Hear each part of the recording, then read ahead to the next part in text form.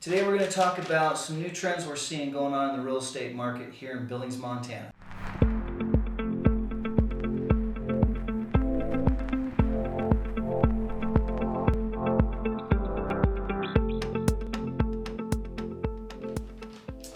Alright, so let's go through some of the stats for the first quarter of 2021. Found this really interesting, as those of you who are following our channel and following stats nerds like myself are going to start seeing some trends going on. It's going to be interesting to watch how this plays out over the course of the year. But let's look at some really quick numbers here. January, our average list price in Billings overall, this is not dialed down, this is everything that was on the market, was $34,000. Sale price in January was $301. I've rounded these off to the nearest thousand, which means sellers were listing their properties. Again, these are approximate numbers, $354,000 and receiving $301,000 as a sale price, which is 85% of their list. In February, list prices, the average list price in the market dropped to $303,000. Average sale price dropped to $263,000, which is 86% of list. Lower list price, slightly higher percentage, but a fairly large drop. Now, that was partially because lack of inventory. We'll talk about some things that were going on there. March, this is what's really interesting to me. March, the list price went back up to $338,000, and the average sale price went up to $336,000. So we see a stabilization that's happening in March in the overall marketplace. I think personally, just my opinion, what I've seen as a realtor out there in the marketplace, there's been, I've had a lot of conversations with clients who are thinking their houses are worth way more than the market's going to support. I'm sure I'm not the only realtor that's having those conversations. And so what we see is we were way up here, we started to come down, somewhat affected by inventory, I believe, in this particular scenario. But what we've seen is a stabilization where both sellers are coming to grips with the reality of what the real values are, and buyers are willing to pay what the real values are. And again, this is still, if you look at our previous videos, if you go back to July of last year, if I remember correctly, this number, or sale price actually, was at $250. So we're up $80,000 since 9 months ago.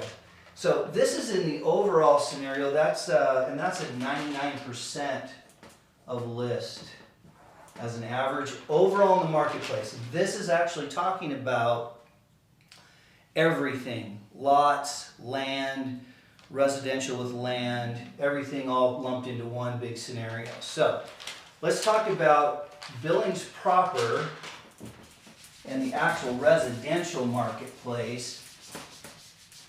You're going to see the numbers are a little bit different when you dial it into Billings and dial it into residential. So in January, the average list price was $347,000, and the average sale price was $317,000. And I did the actual math, that was 91.3% of list. All right, so a little bit better than the overall average of everything that was selling in the marketplace. We were at 85 in the overall market. Then in February, just like we saw in the overall market, this number dropped down in the residential market, dropped to 325. And the sale price, again, dropped down to 300. Came up just a little bit in the residential as well, so That number's 92.1% of list is what sellers were actually getting. But let's look at what happened in March. In March, the number was 313,573,